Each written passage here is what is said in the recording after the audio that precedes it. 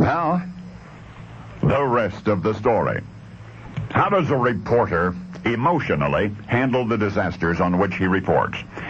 Well, it would seem some newsmen and newswomen actually thrive on them. I want you to meet Kathy Kidrick, alias Calamity Kathy. She's been covering national disasters for 15 years now, the biggest of the big ones, beginning with Hurricane Eloise, 1975.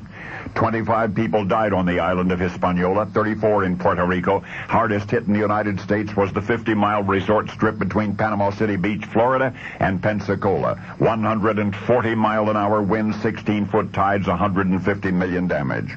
And Calamity Kathy was there, talking to the disaster victims, writing the story of what hell is like from the inside.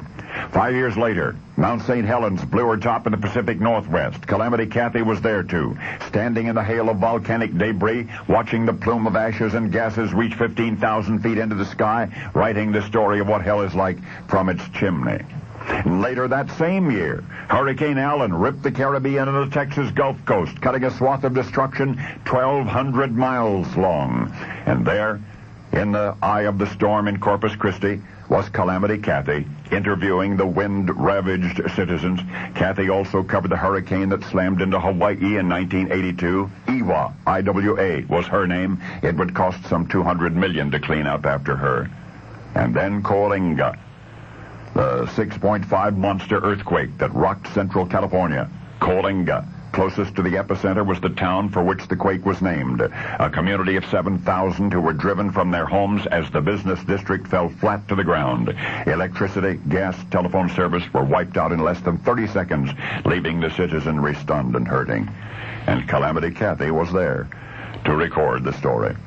Finally, San Francisco, October 1989, the night that became a nightmare. Millions watched the World Series on television. They were among the first to learn of the earthquake, but Calamity Kathy was on the scene, toughing it out magnificently as always and returning to the world of the living to tell the tale.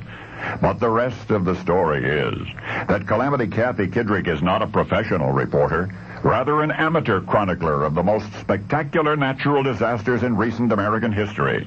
Kathy is otherwise a mother, a wife of a peripatetic Navy pilot. And yet if her husband's job explains why she is always moving, it does not explain why she's always moving to the most dangerous place on the planet. For Kathy Kidrick travels to the scenes of our greatest natural disasters before they occur. A calamitous coincidence, it's been called. Well, 3 hurricanes, 2 major earthquakes, a volcanic eruption. Kathy has moved directly into the path of each before each happened, only to stand once again amidst the rubble and to record the emotions of her neighbors in her private journal. In fact, after her own house in Alameda was leveled during the San Francisco quake last October, her own house was leveled, Kathy was going to move in with relatives. But the homes of the relatives, the homes of her parents and brothers and sisters in Charleston, South Carolina, were so badly wrecked by the Hurricane Hugo days before that there was no place for her to stay.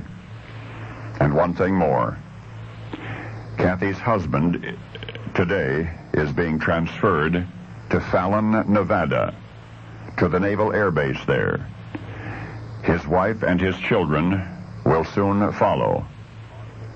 If you are living in Fallon, Nevada right now, I thought you'd want to know the rest of the story.